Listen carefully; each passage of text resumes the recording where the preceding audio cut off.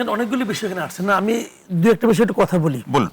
এই যেমন ধরেন সংবিধানে কি আছে কি নাই, আপনার ওখানে শপথ তারা নিলেন কি নিলেন না, না নিয়ে বললেন যেটা সংবিধানে নাই, এগুলো নিয়ে না আপনারা সারাদিন আলাপ করতে পারেন, কিন্তু কোনো ফল হবে না। ফল হবে না কেন? দেখেন, এটা সংবিধানে নাই, এটা আমি করব না, একজন বলল। আরেকজন বলল, আপনি যে ইলেকশনটা করেছেন এটাও তো এইভাবে এদের মাধ্যমে ইলেকশন করা সংবিধানে নাই, তাহলে আপনি এটা কি কারণে করলেন? জি। আপনি যদি এই কথাটাকে যদি যুক্তি হিসেবে ধরেন, তাহলে আপনি কোনো জায়গায় পৌঁছাতে পারবেন না। পারবেন না এই কারণে যে অন্তর্বর্তীকালীন সরকার সংবিধানে নাই, তাহলে আপনি ওই সরকার মানলেন কেন? আচ্ছা, ওইটা যদি আপনি মানেন তাহলে যা যা বলবো সব মানতে হবে, এটা তো আবার যুক্তি হতে পারে না। আমি সংবিধানে নাই অন্তর্বর্তীকালীন সরকার, অতএব সংবিধানে নাই যে কোনো মানে একটার পর একটা সমস্ত রাজনৈতিক দলকে বাদ দিয়ে তুমি একটা নির্বাচন করবা, এটাও তো নাই। তাহলে ওটা মানছেন, এটা মানেন। একটা না মানাকে অজুহাত হিসেবে ধরে আপনি অন্য অন্য অনেকগুলি না মানাকে দাঁড় করাতে পারবেন না ভাই। বিষয়টা কি, আমি বেসিকটা কোথায় আমি বলি, বেসিকটা হলো সংবিধানে অনেক কিছু নাই, কিন্তু মানুষটা মেনে নিছে, কাজে ঠিক আছে।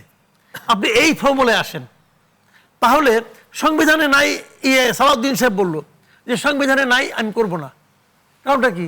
সালাউদ্দিন সাহেব মানতে যাচ্ছেন না। এখন সালাউদ্দিন সাহেব যে মানতে যাচ্ছেন, এটা কিন্তু সালাউদ্দিন সাহেব একা না, এটা কিন্তু সালাউদ্দিন সাহেব একা না, 212 জন এমপি, 212 জন এমপি, কিন্তু 212 জন এমপি একা না, 212 জন এমপি দেশের সংখ্যাগরিষ্ঠ মানুষের প্রতিনিধি।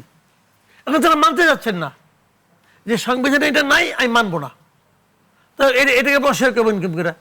আবার জামাত ইসলাম, এনসিপি তারা মনে করছে মানা যাবে, তারা মানছে, কোনো সমস্যা নাই, যার ইচ্ছা মানবে, যার ইচ্ছা মানবে না। যতক্ষণ পর্যন্ত নিয়মতান্ত্রিক সরকার সংবিধানটাকে ঠিকঠাক না করবে ততক্ষণ পর্যন্ত এরকম চলতে থাকবে। পারবেন করতে? সংবিধানে অনেক কিছুই নাই, আমি মানলাম না, মানে আমি চলতে পারবো? আমি বলবো এই গভর্নমেন্ট মানি না, আমি বলতে পারবো? তারেক রহমানকে মানি না, কারণ তারেক রহমান যে প্রক্রিয়া প্রধানমন্ত্রী হয়েছে এই প্রক্রিয়া সংবিধানে নাই। কারণ তারেক রহমান যে ইলেকশন করছে ওই ইলেকশনই তো অন্তর্বর্তীকালীন সরকার অধীনে হয়েছে। ভাই এগুলো হলো জানেন কি, সারাদিন ঝগড়া করার যুক্তি। যুক্তি খারাপটা কিন্তু একটাও, কিন্তু এই যুক্তিতে আপনি কোনো ফল পাবেন না। তো আপনি কি এই যুক্তি বুঝে বিএনপিকে মানাতে পারবেন? তুমি যেটা করছো ঠিক না, ওরা মানবে? মানবে না তো রে ভাই।